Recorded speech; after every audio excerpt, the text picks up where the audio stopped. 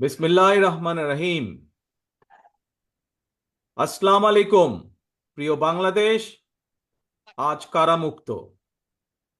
পুরো বাংলাদেশটাকেই বিগত 15 বছর ধরে বন্দি করে ফেলা হয়েছিল। আয়নাঘর মুক্ত আজ আমাদের প্রিয় বাংলাদেশ। বিরোধী মতের মানুষকে আয়নাঘরে আটকে রাখা হতো, আজ উন্মুক্ত হয়েছে গণতন্ত্রের দ্বার। আজ মুক্ত, স্বাধীন প্রিয় বাংলাদেশ। প্রিয় বাংলাদেশের সাহসী ছাত্র জনতাকে বিরচিত অভিনন্দন। প্রিয় দেশবাসী, আপনাদের ঐক্যবদ্ধ আন্দোলনে গণহত্যাকারী হাসিনা দেশ ছেড়ে পালিয়েছে। প্রমাণ হয়েছে আবারও মুক্তিযুদ্ধের বাংলাদেশ কখনো পরাজয় মানে না, মানতে পারে না এবং মানবে না। বাংলাদেশের পক্ষের শক্তি ঐক্যবদ্ধ থাকলে কোনো অপশক্তি বাংলাদেশকে দমিয়ে রাখতে পারবে না ইনশাল্লাহ। 1971 এর মুক্তিযুদ্ধ আর 2024-এর মুক্তিযুদ্ধ, উভয় মুক্তিযুদ্ধেই জনগণের বার্তা একটি। কি সেটি? সেই বার্তা হলো, শর্ত দিয়ে স্বাধীনতা হয় না। স্বাধীনতা প্রিয় জনগণ, স্বাধীনতা অর্জন কিংবা স্বাধীনতা রক্ষায় কোনো শর্ত মানে না, মানতে রাজি না। গণহত্যাকারী স্বৈরাচারী হাসিনা পালিয়ে যাবার পরে বাংলাদেশ থেকে, প্রিয় বাংলাদেশ থেকে আমি যত মানুষের সাথে কথা বলেছি, প্রতিটি মানুষ অনুভূতি প্রকাশের প্রথম উচ্চারণ ছিল, বাংলাদেশ স্বাধীন হয়েছে। স্বাধীন বাংলাদেশ থেকে বলছি।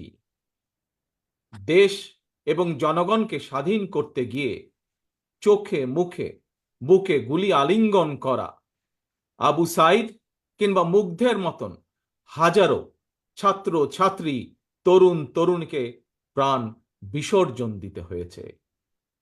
আহত হয়েছেন অসংখ্য, অগণিত মানুষ। এর ভিতরে ছাত্র ছাত্রী রয়েছেন, এর ভিতরে রয়েছেন সাধারণ মানুষ, গৃহিণী, এর ভিতরে রয়েছেন রাজনৈতিক নেতা কর্মী বৃন্দ। গণতন্ত্রের বিজয়ের ইতিহাসের এই মানুষগুলোর স্মরণীয় হয়ে থাকবেন। ছাত্র জনতার এই বিপ্লবে দেশের সকল শ্রেণী পেশার মানুষ সেদিন রাজপথে নেমে এসেছিলেন। গণতন্ত্রের পক্ষের রাজনৈতিক দলের নেতাকর্মীদের পাশাপাশি একজন মা যেমন তার সন্তানকে কোলে নিয়ে সেদিন রাজপথে সামিল হয়েছিলেন, একইভাবে শিক্ষক, সাংবাদিক, বুদ্ধিজীবী, সাংস্কৃতিক কর্মী, শ্রমিক সহ সকল শ্রেণী পেশার মানুষ সেদিন রাজপথে নেমে এসেছিলেন। 52, 71 কিংবা 90-এর মতন দেশের ছাত্র সমাজ বিজয়ের নতুন আরেকটি অমর ইতিহাস রচনা করেছেন। ছাত্র জনতার ঐক্যবদ্ধ বিপ্লবের মধ্যে দিয়ে 2024 সালের 5ই আগস্ট বাংলাদেশ দেখেছে আরেকটি বিজয়। আমি বিএনপি সহ গণতান্ত্রিক আমি প্রতিটি রাজনৈতিক দলের পক্ষ থেকে দলমত নির্বিশেষে অভিনন্দন জানাই বাংলাদেশের বীর জনতাকে। প্রিয় দেশবাসী, হাজারো শহীদের রক্তের বিনিময়ে অর্জিত স্বাধীনতার গৌরবকে কালেমুক্ত করার ষড়যন্ত্র এরই ভিতরে আবার শুরু হয়ে গিয়েছে। দেশকে গণতন্ত্রের উত্তরণের চলমান প্রক্রিয়াকে বাধাগ্রস্ত করতে সারা দেশে অস্থিতিশীল পরিবেশ সৃষ্টির ষড়যন্ত্র স্পষ্ট হয়ে উঠছে। প্রশাসনের প্রতি আহ্বান, শক্ত হাতে আইন শৃঙ্খলা নিয়ন্ত্রণ করুন, প্রতিটি মানুষের নিরাপত্তা নিশ্চিত করুন। ধর্ম, বর্ণ পরিচয়ের কারণে কেউ যেন নিরাপত্তাহীনতায় না থাকে, সবার আগে সেটি নিশ্চিত করতে হবে। দেশের বর্তমান পরিস্থিতিতে বিএনপি সহ বাংলাদেশের গণতন্ত্রের পক্ষের দলগুলোর দৃষ্টি আকর্ষণ করে বলতে চাই, ষড়যন্ত্রকারীদের এই নৈরাজ্যের কাছে আমরা হার মানতে পারি না। আমি বিশেষ করে এই মুহূর্তে দেশের সবচেয়ে বড় এবং জনপ্রিয় রাজনৈতিক দল হিসাবে সারা দেশে বিএনপির সর্বস্তরের নেতাকর্মীর প্রতি আহ্বান রেখে বলতে চাই, আপনারা যিনি যেখানে বসবাস করেন সেখানে আপনার বন্ধু কিংবা পাড়া প্রতিবেশী, তিনি মুসলমান, বৌদ্ধ, হিন্দু, খ্রিস্টান, ধর্মীয় পরিচয় যাই হোক না কেন, বিশ্বাস যাই হোক না কেন, তার নিরাপত্তায় আপনি ঢাল হিসাবে দাঁড়িয়ে দৃষ্টান্ত স্থাপন করুন। আমাদেরকে মনে রাখতে হবে, বাংলাদেশে ভূখণ্ডে বসবাসকারী প্রত্যেকটি মানুষের একটি পরিচয়, সেটি হচ্ছে আমরা বাংলাদেশী। প্রিয় ভাই বোনেরা, আরেকটি বিষয়ের প্রতি আপনাদের দৃষ্টি আকর্ষণ করে কথা বলতে চাই। একটি সভ্য এবং গণতান্ত্রিক রাষ্ট্রে পুলিশ অপরিহার্য। পুলিশ জনগণের শত্রু নয়। গণহত্যাকারী হাসিনা বিনা ভোটে ক্ষমতায় থাকার জন্য আইন শৃঙ্খলা বাহিনীকে জনগণের শত্রু হিসাবে দাঁড় করিয়েছে। তবে আমি বিশ্বাস করি, বিএনপি বিশ্বাস করে, বাংলাদেশের গণতান্ত্রিক রাজনৈতিক দলগুলো প্রত্যেকে বিশ্বাস করে, পুলিশের ভেতরে একটি চক্র ছাড়া অধিকাংশ পুলিশ কর্মকর্তা এবং সদস্য চাকরিবিধি মেনেই, দেশের আইন কানুন মেনেই দায়িত্ব পালনের চেষ্টা করছেন। হাসিনার পালনের পরে বর্তমানে খুব সুকৌশলে একটি চক্র পুলিশের মনোবল ভেঙে দেওয়ার ষড়যন্ত্রে লিপ্ত হয়েছে। পুলিশকে অকার্যকর করে দেওয়া গেলে দেশকে অস্থিতিশীল করা সহজ। ধর্মীয় সংখ্যালঘু জনগোষ্ঠীর মনে নিরাপত্তাহীনতা সৃষ্টি করা সহজ।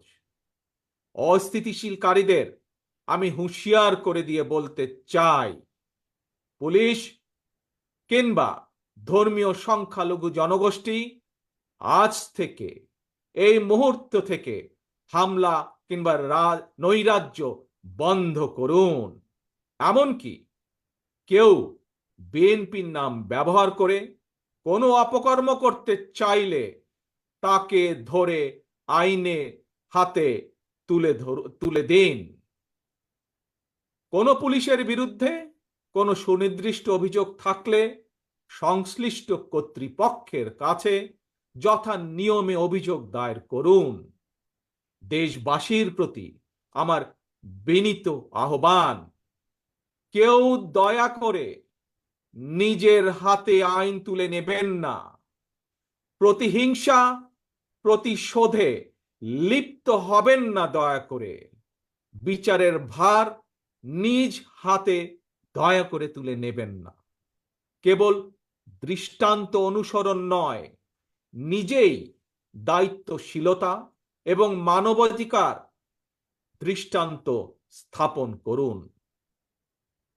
প্রিয় ভাই বোনেরা, অতীত সমালোচনা কিংবা নৈরাজ্যের বদলে নৈরাজ্য কোনো সমাধান হতে পারে না, বরং বিশ্বের সঙ্গে তাল মিলিয়ে আমাদেরকে এগিয়ে যেতে হবে।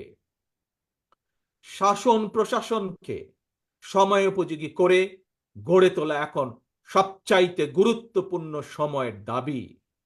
জ্ঞানভিত্তিক রাষ্ট্র সমাজ নির্মাণের লক্ষ্যে নিয়োগ কিংবা প্রমোশনে মেধার সর্বোচ্চ অগ্রাধিকার থাকতে হবে।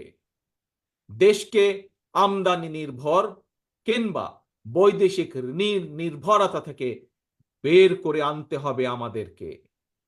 দেশীয় উৎপাদন এবং উৎপাদনের প্রযুক্তিত নির্ভরতা বাড়াতে হবে। দেশে কর্মসংস্থান তৈরি করে বেকার সমস্যার সমাধান দ্রুতই চেষ্টা করতে হবে সমাধান করার জন্য। গার্মেন্টস, শ্রম, ঔষধ, আউটসোর্সিং সহ সম্ভাবনায় খাতগুলোকে নিয়ে রফতানির বাজারের আওতা আমাদেরকে যে কোনো মূল্যে বাড়াতে হবে। প্রযুক্তি নির্ভর এবং কর্মমুখী শিক্ষা ব্যবস্থা চালু করে দেশে বিদেশে শ্রমবাজারের প্রতিযোগিতায় টিকে থাকার মতো দক্ষ এবং মেধাবী প্রজন্ম গড়ে তুলতে হবে। স্বাস্থ্য চিকিৎসা ব্যবস্থাকে আধুনিক এবং বাস্তবসম্মত করার লক্ষ্যে প্রাথমিক স্বাস্থ্য সুরক্ষা নীতির উপরে অবশ্যই গুরুত্ব দিতে হবে। সবার জন্য সুবিচার নিশ্চিত করতে আইনের শাসন নিশ্চিত করা অবশ্যই প্রয়োজন এবং নিশ্চিত করা হবে। প্রিয় ভাই বোনেরা, দেশে কিংবা প্রবাসে এমন অনেক বাংলাদেশি রয়েছেন যারা জ্ঞানে বিজ্ঞানে অভিজ্ঞতায় সমৃদ্ধ। প্রচলিত রাজনৈতিক ব্যবস্থায় বিজ্ঞদের এরকম অনেকেই সংশ্লিষ্ট হতে চান না। সুতরাং এইসব গুণী মানুষদেরকে রাষ্ট্র পরিচালনায় ও নীতি প্রণয়নে অন্তর্ভুক্ত করতে জাতীয় সংসদে উচ্চ কক্ষ চালু করার প্রস্তাব বাংলাদেশ জাতীয়তাবাদী দল রেখেছে এরই ভিতরে। রাজনৈতিক এবং রাষ্ট্র পরিচালনায় গুণগত পরিবর্তন আনতে না পারলে আমাদের আজকের এই বিপ্লব কাঙ্ক্ষিত ফল মিলবে না। প্রিয় ভাই বোনেরা, 12.5 কোটি ভোটারের অধিকার কেড়ে নিয়েছিল স্বৈরাচার। গত 15-16 বছর ধরে জনগণের উপরে স্বৈরা শাসন চাপিয়ে দিয়েছিল। স্বৈরাচার গণহত্যাকারী হাসিনার পতনের মধ্যে দিয়ে হাজারো শহীদের রক্ত রঞ্জিত বিপ্লবের প্রথম ধাপ সফল হয়েছে মাত্র। ছাত্র জনতার এই রক্ত ঝরা বিপ্লবের চূড়ান্ত লক্ষ্য একটি বৈষম্যহীন গণতান্ত্রিক বাংলাদেশ। তাই বিপ্লবের লক্ষ্য বাস্তবায়নে দ্রুততম সময়ের মধ্যে জাতীয় নির্বাচন অনুষ্ঠান করতে হবে। দ্রুততম সময়ের মধ্যে জনগণের ভোটে নির্বাচিত প্রতিনিধিদের কাছে ক্ষমতা হস্তান্তর করতে হবে। স্বৈরাচার হাসিনা পতনের রক্ত রঞ্জিত বিপ্লবকে সার্থক এবং সফল করে আসুন নাগরিক হিসাবে আমরা আরো দায়িত্বশীল আচরণ করি। বিভেদ, বিরোধ, হিংসা, প্রতিহিংসা নয়। আসুন সবাই মিলে রাষ্ট্র এবং সমাজে মুক্তিযুদ্ধের মূল মন্ত্র সাম্য, মানবিক মর্যাদা, সামাজিক সুবিচার প্রতিষ্ঠা করার শপথ গ্রহণ করি। নতুন প্রজন্মের জন্য একটি দুর্নীতিমুক্ত এবং জবাবদিহিমূলক একটি নিরাপদ গণতান্ত্রিক বাংলাদেশ আমরা গড়ে তোলার সর্বোচ্চ চেষ্টা করি।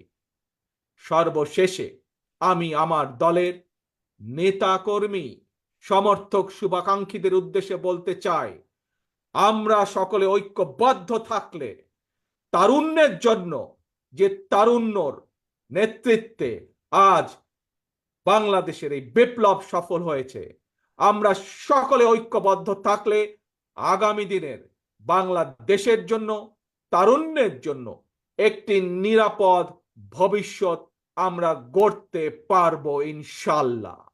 সবাই যার যার এলাকায় জনগণের সঙ্গে থাকবেন, জনগণকে সঙ্গে রাখবেন, কারণ জনগণই বিএনপির সকল ক্ষমতার উৎস।